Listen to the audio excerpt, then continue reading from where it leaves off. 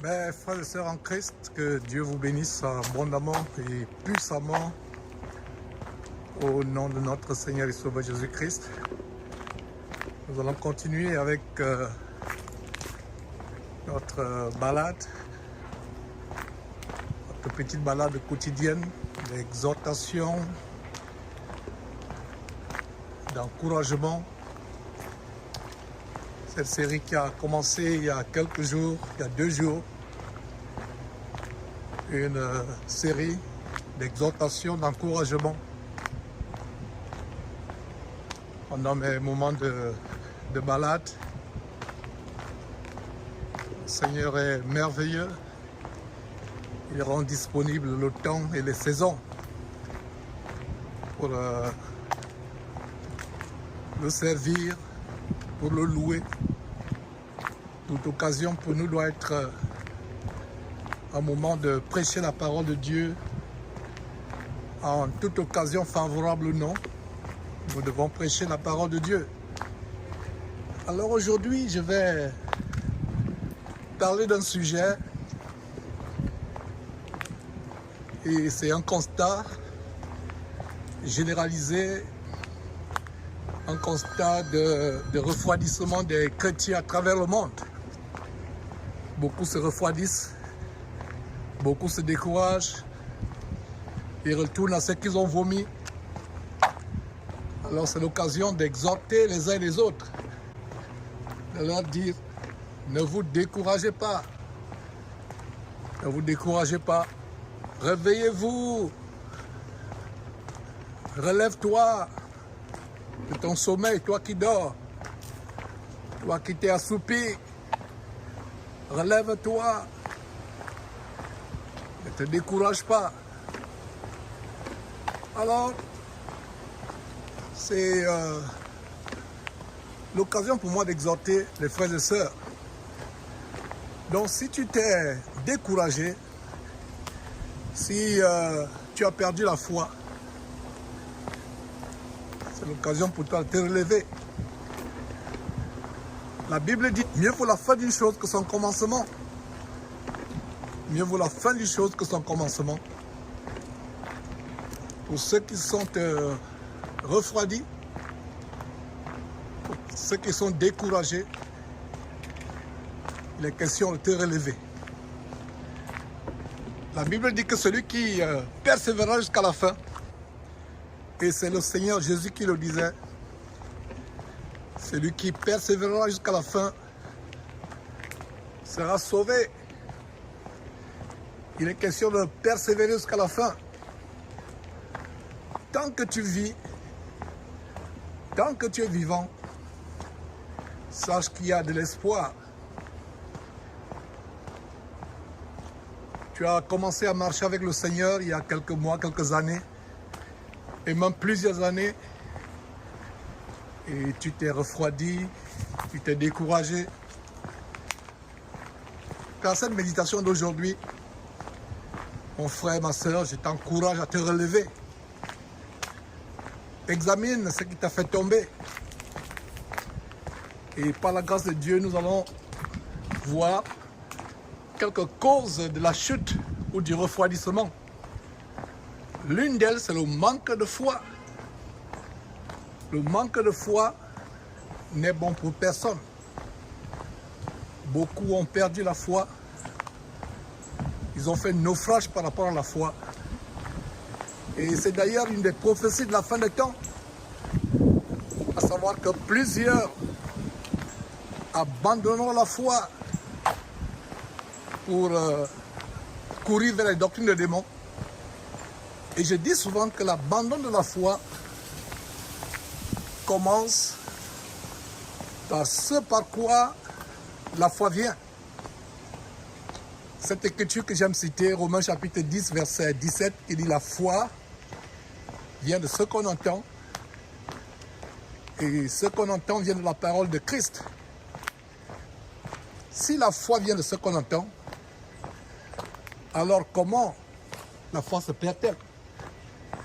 La foi vient de ce qu'on entend, alors la foi s'abandonne en abandonnant ce par quoi elle vient, à savoir la parole de Dieu.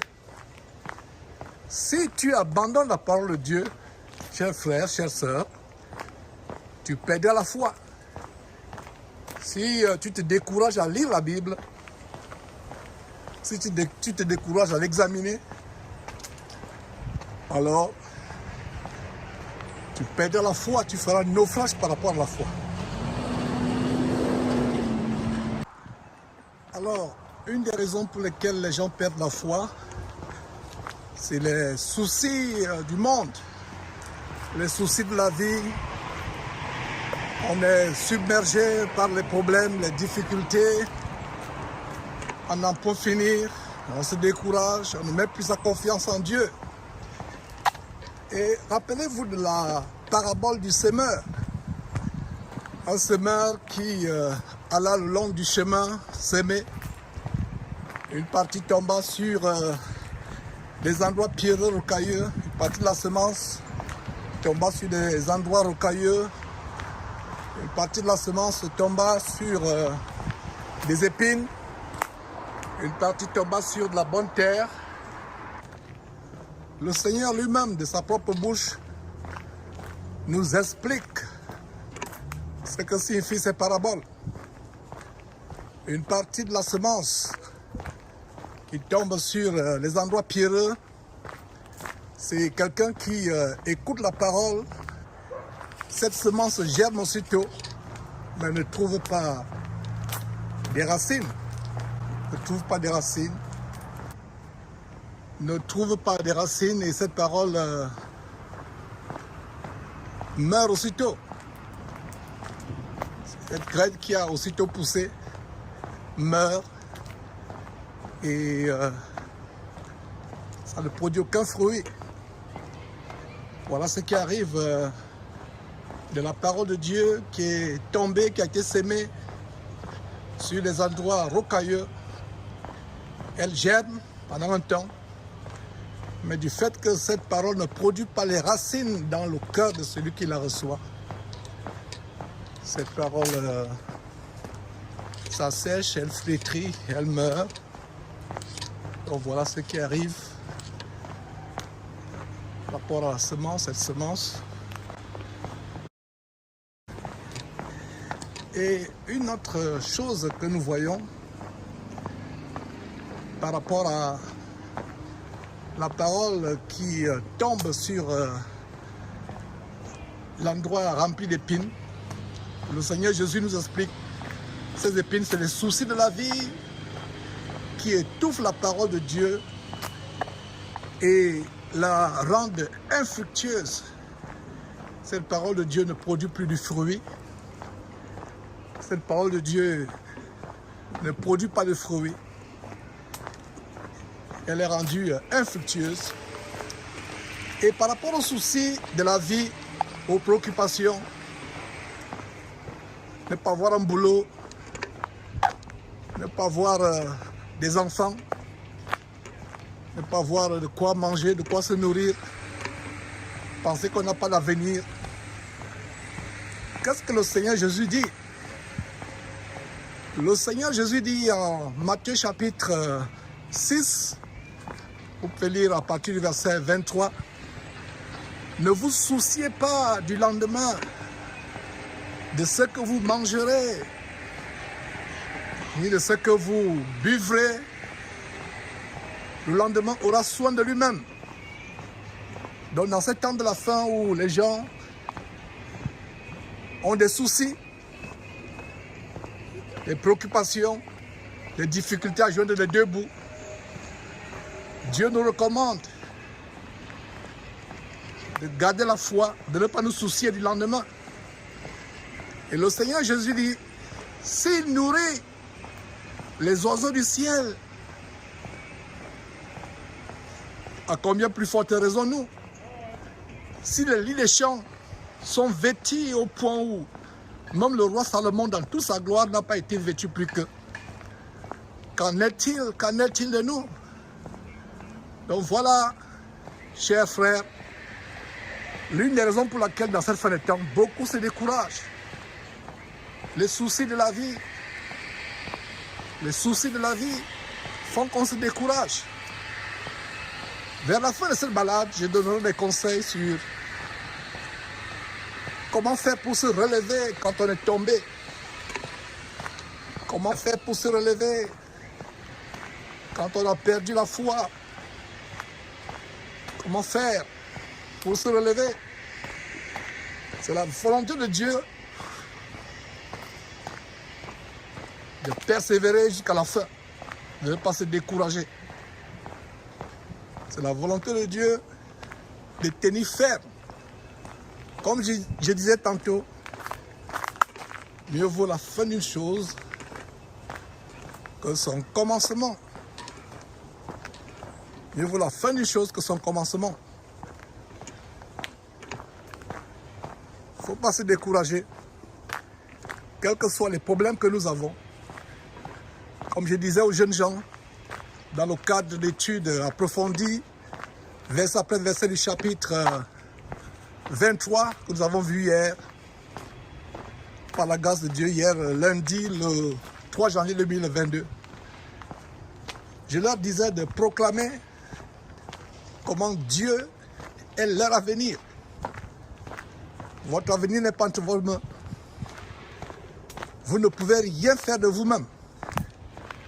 Confiez-vous en Dieu de tout votre cœur. Non pas sur votre sagesse, non pas sur vos capacités, mais confiez-vous en Dieu de tout votre cœur. Parce que c'est Dieu qui pourvoit en vous le vouloir et le faire selon son bon plaisir. Si Dieu est pour vous, personne ne peut être contre vous. Dieu pourvoit tous nos besoins infiniment au-delà de tout ce que nous pouvons demander, penser ou espérer. Alors, je reviens sur l'une des raisons pour lesquelles les gens perdent la foi. C'est le manque d'assurance, c'est le manque de confiance. Les gens ne se confient pas à Dieu. Ils ne mettent pas la confiance en Dieu. Ils se découragent. Et voilà ce qui arrive. Ils perdent la foi. Ils perdent la foi. Nous vivons des temps de la foi où beaucoup perdons la foi. Ne perdons pas la foi, les amis. Gardons la foi précieusement. Quelles que soient les difficultés que nous traversons, quels que soient les problèmes que nous traversons, sachant que si Dieu est avec nous, personne, absolument personne, ne pourra être contre nous. Ni la mort, ni la vie, ni les choses présentes, ni les choses à venir ne pourront nous séparer de l'amour de Dieu manifesté en Jésus-Christ. Nous devons croire en Dieu, croire que Dieu est plus puissant que tout sur terre, qu'il est le rémunérateur de ceux qui le cherchent, qu'il ne nous abandonne pas, qu'il ne nous délaisse pas. Croire en lui de tout notre cœur, de toute notre force. Mettre en lui notre confiance. Si nous mettons en Dieu notre confiance, nous ne serons jamais déçus. La Bible dit que celui qui met en Dieu sa confiance ne sera jamais déçu, ne sera jamais découragé, ne sera jamais confus. Dieu veille sur sa parole pour l'exécuter. It's okay, you're good. Dieu veille sur sa parole pour l'exécuter. Et c'est merveilleux de savoir que quand on met notre foi en Dieu, il ne nous abandonne pas, il ne nous déçoit pas, il est avec nous. Alors voilà l'une des raisons pour laquelle les gens perdent la foi dans ces temps de la fin, qui est très bien illustrée dans cette parabole du Seigneur Jésus-Christ. Les soucis de la terre, les soucis du monde, l'orgueil de la vie, voilà ce qui amène les gens à perdre la foi. On se préoccupe de qu'est-ce qu'on va manger, qu'est-ce qu'on va boire, comment sera notre avenir, comment sera notre lendemain. Ne nous préoccupons de rien du tout. Rendons gloire à Dieu. Rendons grâce à Dieu. Dieu ne nous abandonne pas. Il ne nous délaisse pas. Il est toujours avec nous. Quel envers nous qui croyons l'infinie grandeur de la puissance de Dieu, se manifestant avec efficacité par la vertu de sa force. Dieu pourvoira tous nos besoins infiniment au-delà de tout ce que nous pouvons demander ou penser. Dieu pourvoira nos besoins. Il n'est pas non pour mentir, ni fils de non pour se repentir. Ce qu'il a dit, ne le fera-t-il pas? Ce qu'il a déclaré, ne l'exécutera-t-il pas? Ne nous décourageons pas. Donnons notre foi en Dieu. Accrochons-nous à la parole de Dieu. Méditons cette parole jour et nuit, jour après jour. Cette parole doit être notre réconfort. La parole doit être notre boussole, notre guide. Nous devons tout faire conformément à la parole. Obéir à cette parole jour après jour, nuit après nuit. La graver sur la table de notre cœur. Faire de cette parole notre boussole, notre guide. Vivre en accord avec cette parole. Conformément avec cette parole. Voilà ce que nous devons faire. Nous devons rendre grâce à Dieu de ce que le Seigneur Dieu nous donne ses instructions tous les jours. Tous les jours, il donne ses instructions. Et voilà dans cette série que nous avons commencé. Cette série, une balade de méditation avec Dieu. Comme je disais, en commençant cette série, avant-hier, j'en fais d'une pierre deux coups. En même temps, ça me permet de me balader. En même temps, je profite aussi pour donner les exhortations que Dieu me met à cœur pour son peuple qui a besoin d'être fortifié, d'être encouragé. Peut-être que tu te retrouves seul, tu n'as personne avec qui partager des moments difficiles. Le but de cette série, c'est pour te dire que tu n'es pas seul. Tu peux écouter la parole de Dieu au travers de ce faible vaisseau, de ce faible canal, un canal inutile, je ne suis rien. Alors, dans cette fin de temps, la foi de plusieurs est menacée. Les soucis de la terre, les maladies pandémiques telles que le venin du dragon.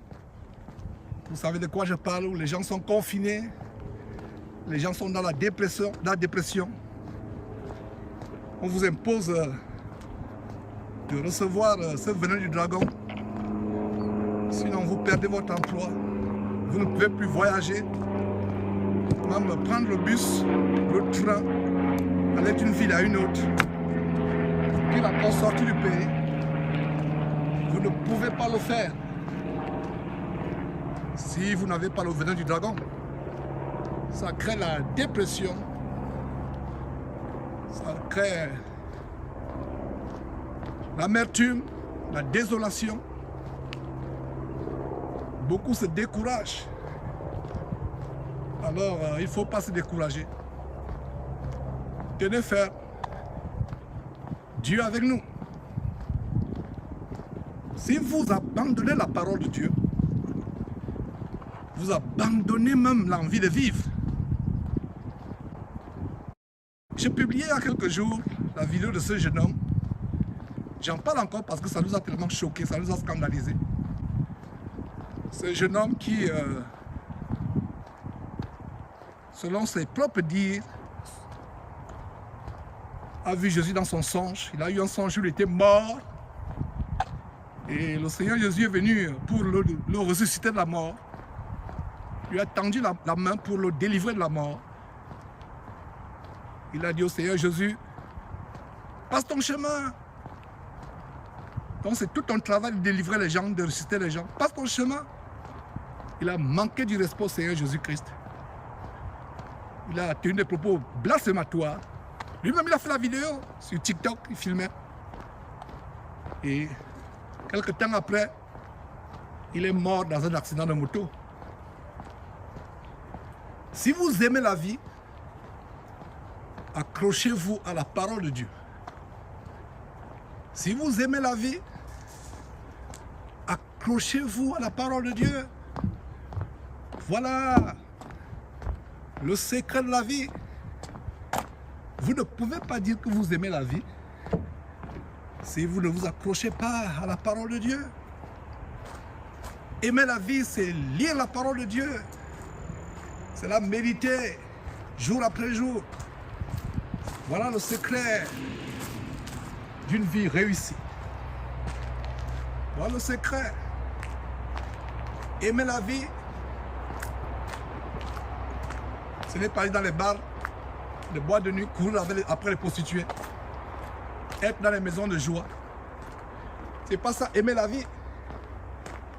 Aimer la vie, c'est aller vers celui qui est l'auteur de la vie éternelle. Il dit de lui-même, et je parle du Seigneur Jésus-Christ, en Jean chapitre 14, verset 6, je suis le chemin, la vie et la vérité. La vie éternelle est en Jésus-Christ. Vous ne pouvez pas dire que vous aimez la vie en rejetant Jésus-Christ. Vous ne pouvez pas dire que vous aimez la vie en abandonnant Jésus-Christ. Aimer la vie, c'est aimer Jésus-Christ. De tout votre cœur, de toute votre âme, de toute votre pensée. Marchez selon ses commandements. Gardez la foi jusqu'à la fin. Voilà ce que c'est aimer Jésus-Christ. Ceux qui n'aiment pas Jésus-Christ, ceux qui rejettent la parole de Dieu, sont des morts vivants. C'est des morts ambulants. Ils marchent, ils respirent, mais en réalité, ils sont morts. Pourquoi je sais qu'ils sont morts malgré le fait qu'ils marchent, ils respirent? Rappelez-vous ce que Jésus a dit à ce jeune homme à qui Jésus a demandé de le suivre. Jésus lui a dit, suis-moi. Et le jeune homme a dit à Jésus, Seigneur, Maître, laisse-moi d'abord aller enterrer mon père qui vient de mourir. Jésus lui a dit, laisse les morts enterrer les morts. Pendant des années, je ne comprenais pas ce que signifiait ce verset. Comment Jésus peut dire, laisse les morts enterrer les morts? Et plus tard, Dieu a ouvert mon intelligence. Il m'a fait comprendre qu'en effet, les morts qui enterrent les morts, c'est tout simplement quelqu'un qui n'a pas Christ, qui n'a pas la foi en Dieu, qui est mort et qui est mort à mort vivant. Il respire, il marche sur ses deux pieds, mais spirituellement, c'est un mort vivant aux yeux de Dieu, il est mort. Donc toute personne sur terre qui s'accroche à cette vie passagère, mais qui n'a pas la vie de Dieu en lui, est un mort vivant. Absolument un mort vivant. Voilà la vérité. Nous ne devons pas renier cette vérité. C'est une vérité indéniable. Que tout homme sur terre soit déclaré menteur et que Dieu et son Fils Jésus-Christ soit déclaré véridique. Voilà ce qui se passe. Donc voilà quelques paroles d'encouragement. Soyez encouragés. Heureux êtes-vous qui entendez ces choses. Le royaume de Dieu vous appartient. Le royaume de Dieu est à vous qui entendez ces choses, qui les mettez à cœur, qui croyez fermement. Le royaume de Dieu est à vous. Vous qui avez décidé de faire de Jésus-Christ votre Seigneur et Sauveur, qui marchez selon ses commandements, qui vous efforcez à garder ses commandements, à être agréable à Dieu. Le monde est passager. Tout sur cette terre est passager. Seul Jésus-Christ nous offre, nous donne ce qui est éternel. Ce qui est éternel. Alors, à ceux qui ont perdu la foi, qui sont tombés, il y a cette écriture qui dit, cette fois le juste tombe, mais le Seigneur le relève. Et à ceux qui sont tombés, voilà ce que je vous dis. Tant que vous êtes vivants, ne dites pas que Dieu ne peut plus entendre mes prières. Dieu ne peut plus rien faire pour moi. Tant que vous êtes vivants, Dieu peut vous racheter. Même si vous étiez un chrétien fervent par le passé, même si vous avez marché dans la sainteté par le passé, Dieu peut vous racheter. Il est le Dieu de la rédemption. N'oubliez pas cette écriture dans Proverbe chapitre 28, verset 13, qui dit « Celui qui cache ses transgressions ne prospère point, mais celui qui les avoue et qui les délaisse obtient miséricorde. » Alors il y a deux choses qu'on doit faire ici. Première chose, il faut reconnaître vos fautes, reconnaître là où vous êtes tombé, confesser vos péchés, reconnaître que vous avez affligé le cœur de Dieu et vous repentir. Jésus est mort pour nous sur la croix. Il est mort pour nous quand nous étions même encore éloignés de Dieu. À combien plus forte raison que maintenant nous sommes plus proches de Dieu, plus près de Dieu, à combien plus forte raison ne nous sauvera-t-il pas si on confesse nos péchés et si on se repent? Confessons nos péchés, allons à Dieu avec un cœur sincère. Alors examinons encore cette écriture. Vous m'avez entendu partager cette écriture encore et encore. Mais la parole de Dieu dit, et c'est l'apôtre Paul qui disait, « Je ne me fatigue point de vous redire les mêmes choses, car pour vous cela est salutaire. » Dire les mêmes choses encore et encore et encore. Alors nous devons rappeler qu'il y a deux choses sur la base de ce verset. Proverbe chapitre 28, verset 13, il y a deux choses. Tu confesses tes péchés. Tu ne caches pas tes transgressions à Dieu. Tu reconnais que tu as fauté. Tu reconnais devant Dieu que tu t'es refroidi, que tu as manqué de foi. Confesser même le manque de foi. Beaucoup de chrétiens considèrent seulement les grands péchés tels que mentir, voler, commettre l'adultère, pire encore être homosexuel ou lesbienne. Mais il y a un péché de base qui consiste à manquer de foi. Qu'est-ce qui arrive quand vous doutez de Dieu? Vous insultez Dieu en disant « Dieu, tu es incapable. Dieu, tu es impuissant. Dieu, tu ne peux rien faire. Dieu, tu es impuissant. » Voilà ce qui se passe. À chaque fois que dans votre cœur, vous doutez que Dieu peut vous guérir, peut ouvrir une porte, peut détruire ces chaînes qui embrigadent votre vie, chaque fois que vous doutez, tout simplement, vous blasphémez contre Dieu indirectement. Ce n'est pas que vous le dites directement. Indirectement, vous insultez Dieu. Vous blasphémez, vous dites, Seigneur Dieu, tu es impuissant. Tu ne peux rien faire pour moi.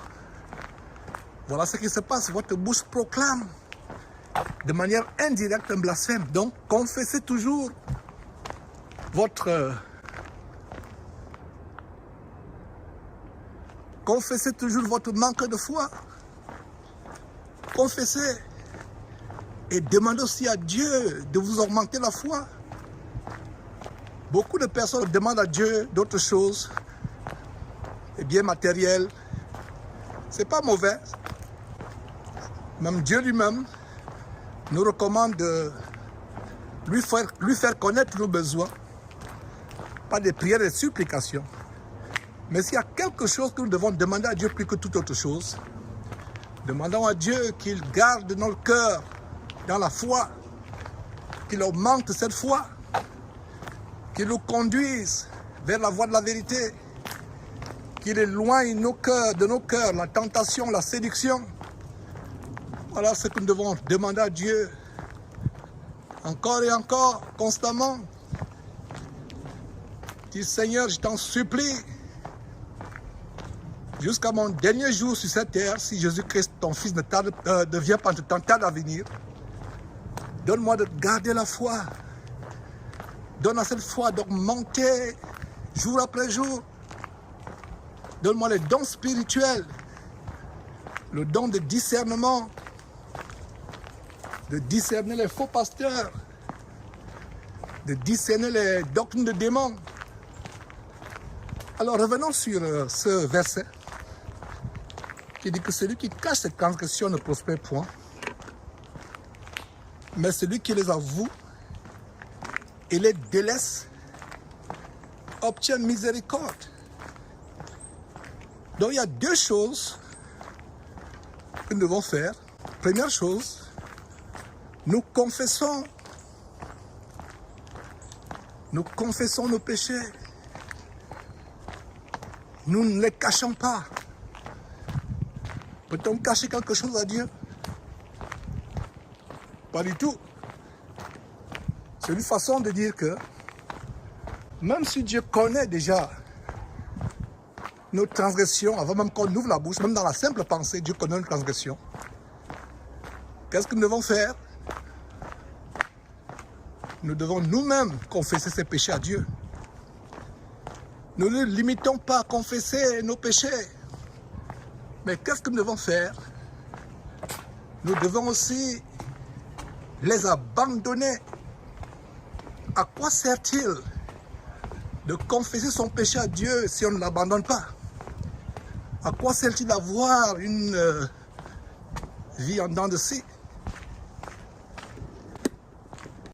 À quoi sert-il d'avoir cette marche en dents de scie? Nous devons aller à Dieu avec fidélité, avec fermeté. Alors, si on est tombé, confessons d'abord notre chute à Dieu. Disons, Seigneur Dieu, je reconnais t'avoir affligé. Je reconnais être tombé. Mes transgressions ne peuvent pas être cachées. Mes péchés, mes défauts, mes faiblesses, mes failles ne peuvent pas être cachés. Tu connais tout, tu sais tout. Tu es omniprésent, omniscient. Avant même que la pensée se manifeste dans mon intelligence, tu en sais déjà tous les contours. Alors confessez. Dieu est un Père aimable. Voici donc une parole d'exhortation à ceux qui sont tombés, à ceux qui se sont découragés. Dieu doit voir votre détermination à fuir le péché. Dieu doit voir votre détermination à vous débarrasser du péché. comme j'aime à le dire, Dieu ne nous sépare pas de nos amis. Si tu aimes le péché, Dieu ne t'en délivrera point.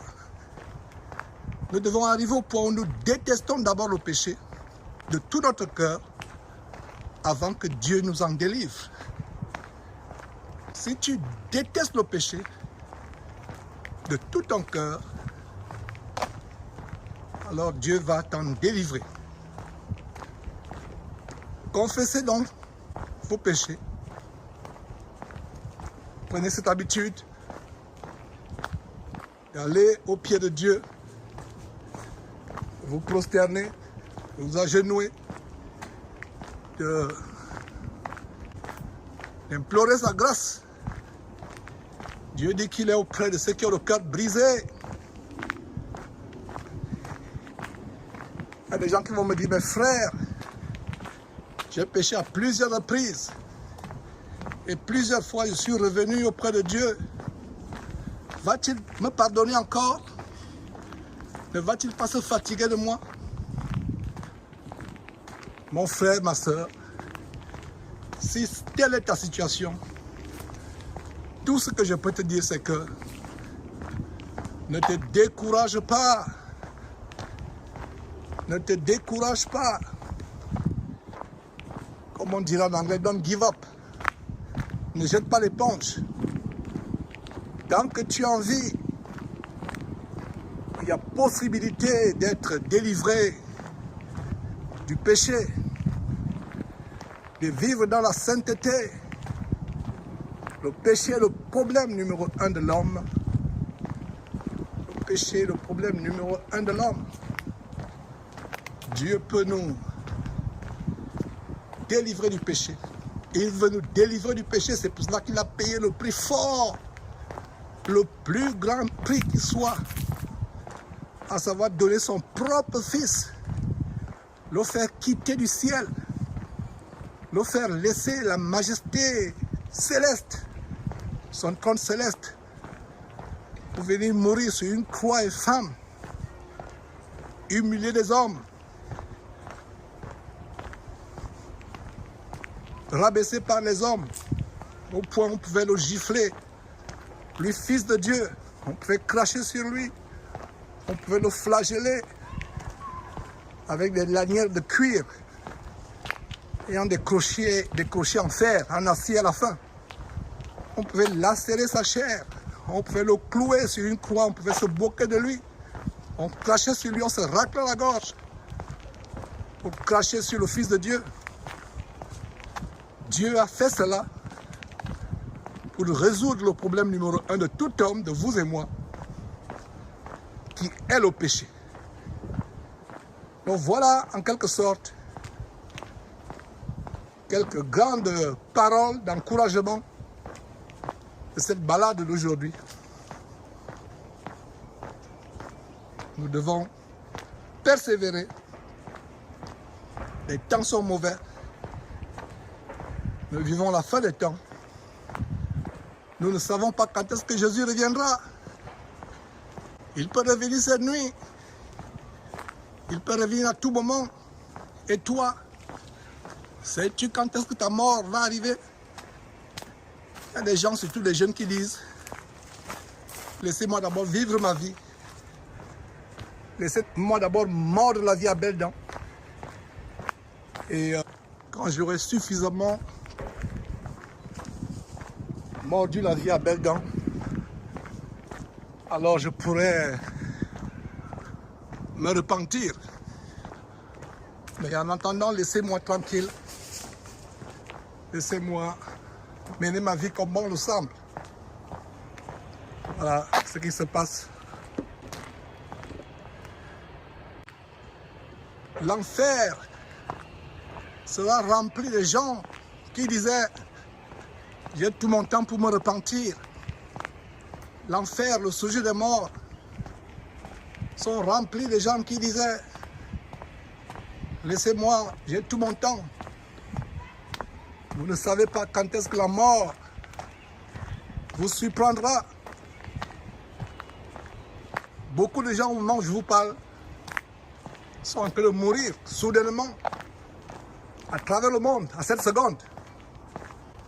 Pensez-vous que ça ne peut pas vous arriver? Les gens pensent toujours que la mort c'est pour les autres. Non. Si vous êtes un être vivant sur terre, la mort peut arriver à tout moment, toute seconde de ta vie est une seconde potentielle pour ta mort. Et toute seconde de ta vie doit aussi être une seconde potentielle pour ta repentance, pour confesser tes péchés à Dieu. Si tu suis cette parole pour la première fois, si tu n'es pas chrétien, c'est vrai que le message d'aujourd'hui s'adressait aux chrétiens. Mais si par hasard, et en passant, il n'y a pas de hasard avec Dieu, si tu tombes sur ce message et que tu n'as jamais été chrétien, sache que Dieu a voulu que tu écoutes ce message afin que tu te convertisses, afin que tu mettes ta foi en lui, afin que tu lui confesses tes péchés, afin que tu confesses tout ce que tu as fait de mal dans ta vie, les mensonges, les vols, les adultères, si tu es une femme, les avortements que tu as faits, l'insoumission à ton mari, le détournement des fonds, la corruption, la fraude, le faux, la fausseté. Prends le temps de confesser tes péchés à Dieu. Prends le temps. Si tu suis cette parole maintenant et que tu n'as jamais été chrétien, sache que Dieu t'a conduit vers cette vidéo. Sache que c'est une grâce de Dieu d'écouter les paroles de la vie, les paroles de bon sens. Sache-le. L'Éternel Dieu est Dieu. Il est merveilleux. Il est merveilleux. Il est miséricordieux. Il veut que tous les hommes sur terre soient sauvés, y compris toi qui es en train de suivre. Ce n'est pas par hasard que tu es en train de m'écouter. Dieu a voulu que tu tombes sur cette vidéo, sur cette partie, parce qu'il a besoin de te racheter. Il sait que la mort sera terrible. Non seulement la mort, l'enfer. Il sait que l'enfer est une place que Dieu ne souhaiterait jamais à un homme d'y aller. L'enfer a été créé pas pour les hommes, mais pour les démons, les anges déchus, qui sont rebellés dans la grande mutinerie du ciel, orchestrée par Lucifer, Satan, que Dieu a chassé du ciel. Vous pouvez lire ces choses en Apocalypse chapitre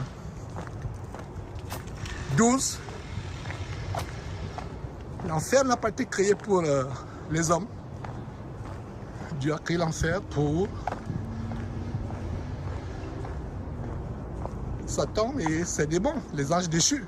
Malheureusement, les hommes qui rejettent Dieu, qui rejettent le Seigneur Jésus-Christ, seront jetés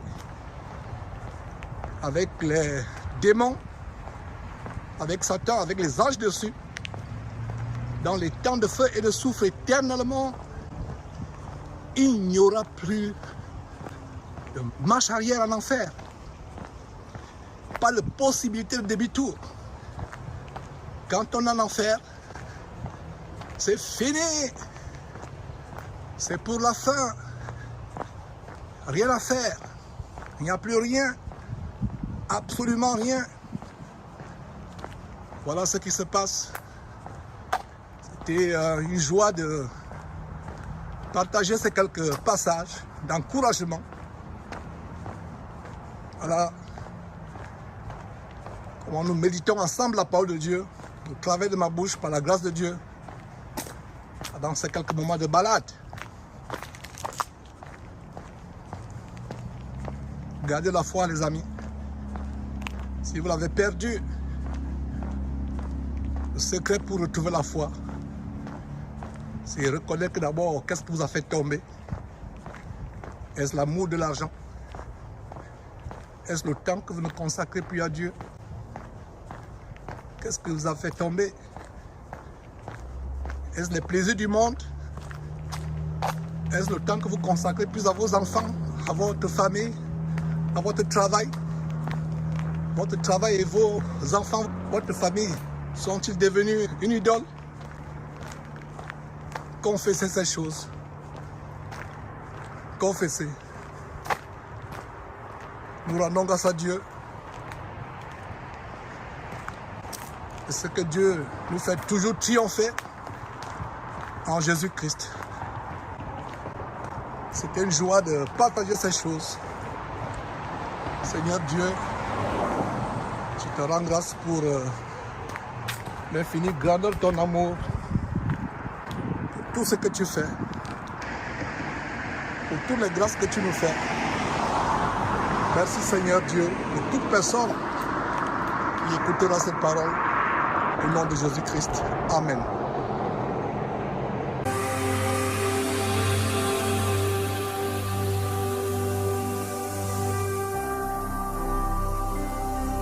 Jésus-Christ TV, vous connaîtrez la vérité et la vérité vous affranchira.